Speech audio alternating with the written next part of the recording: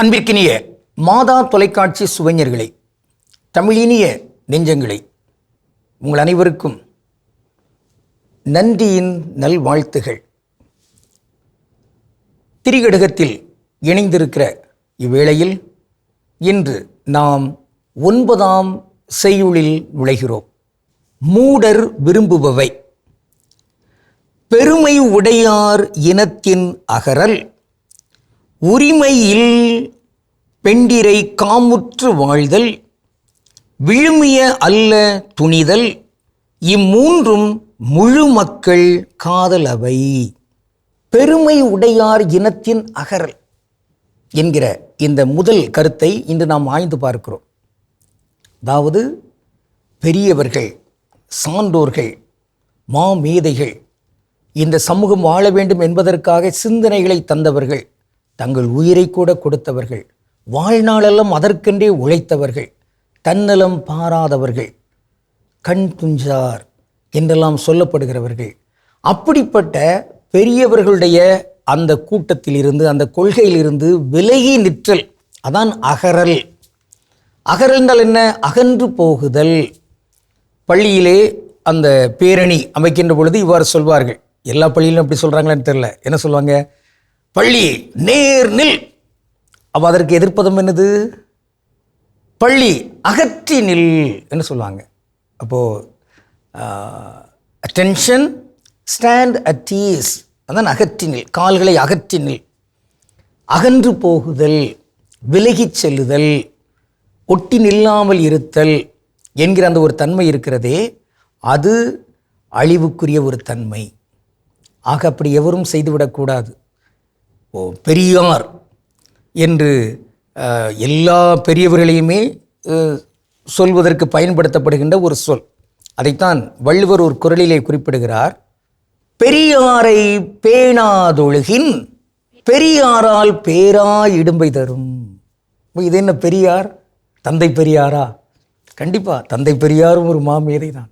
அதில் இங்கு சிலருக்கு அரசியல் தன்மையில் பல மாற்று கருத்துக்கள் இருக்கலாம். ஆனால் கண்டிப்பாக நாம் ஒரு கடிவாளம் போடப்பட்ட அந்த பார்வையில் பார்த்து விடக்கூடாது. ஒவ்வொருவருக்கும் ஒரு குறை இருக்கும். எவர்தான் குறையில்லா மாந்தர். ஆனால் அவர்கள் செய்துவிட்ட வரலாற்று கடமை இங்கு எவரும் மறக்கக்கூடாது. அது தந்தை பெரியார், பெருந்தலைவர் காமராசர், பேரறிவர் அண்ணா, பேரறிவர் அம்பேத்கர் என்றெல்லாம் மாமேதைகள் இருக்கிறாங்க பாருங்கள். பகத்சிங், நேதாஜி சுபாஷ் சந்திரபோஸ் என்னெல்லாம் பலரும் ஒவ்வொருவரும் அவரவர்களுடைய கடமைகளை இங்கு ஆற்றி இருக்கிறார்கள்.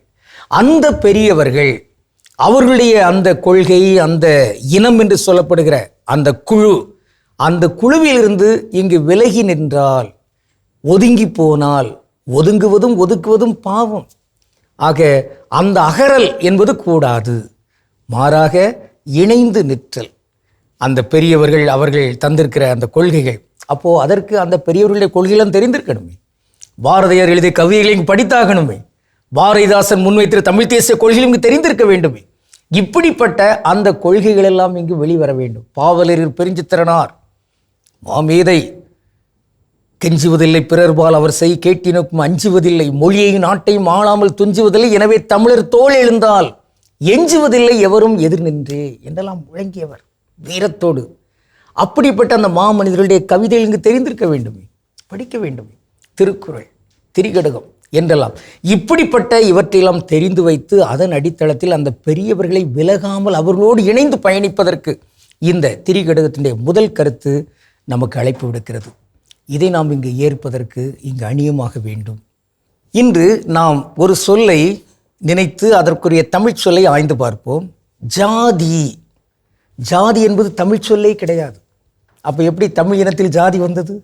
எவ்வளோ பெரிய கயமை பாருங்கள். ஜாதி என்பது வேறொன்றுமில்லை, அதனுடைய பொருள் இனம்.